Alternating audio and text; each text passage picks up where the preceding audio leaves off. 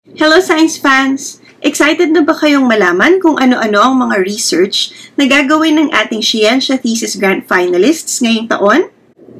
Mula sa research tungkol sa colorectal cancer at kung paano ito pwedeng gamutin ng isang indigenous plant species, papunta sa pag-alam ng iba't ibang species ng invasive fish sa Pantabangan Dam, at sa isang kakaibang paraan kung paano mapigilan ang pag-corrode ng copper surfaces, napaka-exciting talaga ng mga gagawing pananaliksik ng ating mga finalists. So without further ado, tayo na't panoorin ang kanilang thesis presentations. We live in a world where everyone has a memory haunted by cancer, whether it's a friend, a loved one, or even a fellow colleague. Approximately 1 out of 6 deaths worldwide is caused by this disease. Colorectal cancer is the third most prevalent cancer worldwide and in the country, with about 57,000 cases in the Philippines. Finding a cure or a possible prevention is clamored for, especially by those on the poverty line. Conventional cancer treatments are often expensive and have significant side effects. On the other hand, natural products like plants and herbs offer a more affordable and gentler approach to cancer. While there are already numerous studies that explore the effects of natural products, science still has a very long way ahead to develop more effective, standard techniques. Langerhans 2018 even reports that more than half of the drugs fail at clinical trial levels because it turns out they weren't effective at the human body level at all. That's because typical cancer research often involves 2D cell culturing, where cancer cells are grown on a flat monolayer in order to observe their response towards different treatments. However, this has its limitations as it cannot accurately replicate the environment of the human body. Fortunately, 3D cell culturing addresses these concerns by offering a more realistic model. Cancer cells are grown in a 3-dimensional structure, so we can better see just how the tumor behaves and how it will interact with the treatments when administered to the human body. The plant that we chose is native to the Philippines. Embellia luzoniensis is largely unstudied. However, a closely related species with our plant, Embellia ribes from India, have shown promise in fighting off cancer. We hope our plant to have the same properties as this plant. To do this, we will first perform ethanol extraction to obtain the plant's medicinal properties. Then, we will test this on a 2D and 3D colorectal cancer cell model to determine its pro-apoptotic ability. In other words, how it can fight off cancer cells. And we hope by using a 2D and 3D model, we can create more reliable results and create better discussions in the process. By 2025, we hope to have found a possible solution, whether this be through a cure or a preventive measure. The success of this experiment will also mean a pharmacological breakthrough for the country in the ways we research cancer through 3D models. There's just one problem. 3D cell cultures are very costly to create, which is why we need your help to help us secure the Scientia Thesis Grant Prize. But the implications of this research are huge, whether to uncover a potential treatment against colorectal cancer or in the advancement of research techniques in the Philippines. Thus, we thoroughly believe in our study and we hope you do too. Engaging with our video makes all the difference. Every like, share, comment helps us research natural products and helps us progress science as we know it in the Philippines. Making strides towards a cancer-free world, one medicinal plant at a time.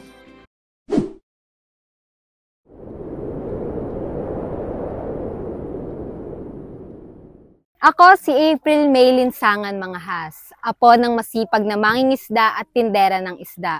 Mula sa yamang tubig ng Pantabangan na itaguyod at napag-aral ng aking lolo at lola ang aking ina at kanyang mga kapatid. At hanggang ngayon ay patuloy na kabuhayan ng aming pamilya. Ito ang inspirasyon namin upang alamin ang mga isdang naninirahan sa Pantabangan Dam at tingnan kung anong mga non-native species na posibleng invasive ang naninirahan dito. Yamang loob ng Diyos ang Pantabangan Dam. Mula sa lumang bayan na pinalubog, ito ay nagsisilbing kabuhayan para sa nakakarami. Nagbibigay din ng dam ng tubig irigasyon para sa mga taniman sa Nueva Ecija at nagge-generate ng 112 megawatts na hydroelectric power. Ang dam ay tahanan rin ng endemic na isda na ayungin at native na snakehead at biya. Ngunit ito ay naging tahanan na rin ng mga introduced species tulad ng tilapia, largemouth bass, janitor fish, gurami at karpa na may potensyal na maging invasive. Ngunit ang mga introduced fish species tulad ng nabanggit ko ay maaari may masamang epekto para sa mga indigenous o endemic na mga isda. at maaaring maging invasive sa paglipas ng panahon. Base sa mga pag-aaral, ang mga invasive species ay threat sa ecosystem, hindi lamang sa Pilipinas, kung hindi sa buong mundo. Kaya mahalagang malaman kung ano ang mga introduced species na makikita sa dam para ma-preserve ang mga native na isda dito. Ang pangunahing layunin ng aming research study ay ma-profile ang mga possible invasive fish species na naninirahan sa Pantabangan Dam, gamit ang morphological identification na bumabase sa itsura at morphometric qualities ng mga species at ang makabagong molecular analysis na DNA barcoding. Ang DNA barcoding ay gumagamit ng maikling section ng DNA para alamin ang identity ng sample para sa mas efficient at mabilis na species identification. Bilang produkto ng aming research, gagawa kami ng isang inventory catalog na naglalaman ng mga impormasyon tulad ng kanilang species identification, morphological features, feeding and breeding behavior at kung sila ba ay categorized as beneficial, potentially invasive or invasive base sa mga nakaraang pananaliksik, mga datos at ang aming sariling mga findings. Nais naming ma-identify ang mga species ng isda na posible o di kaya invasive talaga in nature na nakakaapekto sa dami at uri ng huli ng mga mangingisda at sa local biodiversity ng Pantabangan Dam. Aming layunin na maging baseline study sa pagtukoy ng mga isdang nahuhuli sa dam at interaksyon ng mga ito sa isa't isa upang ang mga mangingisda, local government unit at mga pantabangenyo ay makagawa ng aksyon para maprotektahan ang mga native na isda mula sa posibleng pagkaubos dahil sa mga invasive species. Tulad ng pagtatanggol natin sa ating teritoryo laban sa mga mananakop, kailangan din nating ipagtanggol ang ating mga native na isda laban sa mga invasive species na sumisira sa kanilang tahanan at nagpapababa ng kanilang populasyon. Simulan natin ito sa pag-identify ng kung ano ang kinakalaban natin.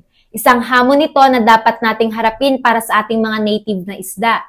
Kung kaya't sama-sama nating itaguyod ang kanilang kaligtasan at pagkakakilanlan para sa atin at para sa bayan.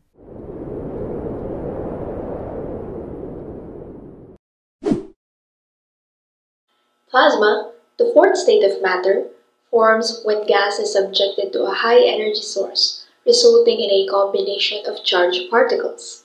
The atmospheric pressure plasma jet, or APPJ, is one of the several plasma-generating technologies today. Hi, I'm Patricia Melo Device, a fifth-year MSE student, and I'll be conducting a study where I will use plasma to improve the corrosion resistance of copper surfaces. Copper's ductility, malleability, and conductivity make it fundamental to many applications. However, copper and its alloys are prone to corrosion. One way to prevent this is to apply anti-corrosion coating. It creates a physical barrier that decreases the diffusion of corrosive species, causing corrosion. Now, some metal surfaces need surface treatment for better adhesion with coatings or other materials. Plasma comprising ions and free electrons can be utilized for surface treatment because the particles interact with the surface, improving qualities such as wettability and surface energy. Our laboratory has an inexpensive APPG setup. With such equipment and relevant literature, I was motivated to examine the corrosion resistance of copper treated with plasma prior to applying a protective coating. My first research objective is to treat the copper substrates with air plasma or argon plasma at varying times using APPJ before primer application. The samples will then be exposed to a corrosive environment for no more than 30 days before being characterized in terms of surface morphology and electrochemical parameters. My third objective is to determine the composition of air and argon plasma used, and I will be able to assess in the end the relationship between the observed characteristics and the plasma treatment time I used. The corrosion extent on APPJ-treated copper is predicted to be less than that on untreated copper samples. In summary, I will investigate the effects of plasma surface treatment on the corrosion resistance of copper before primer coating.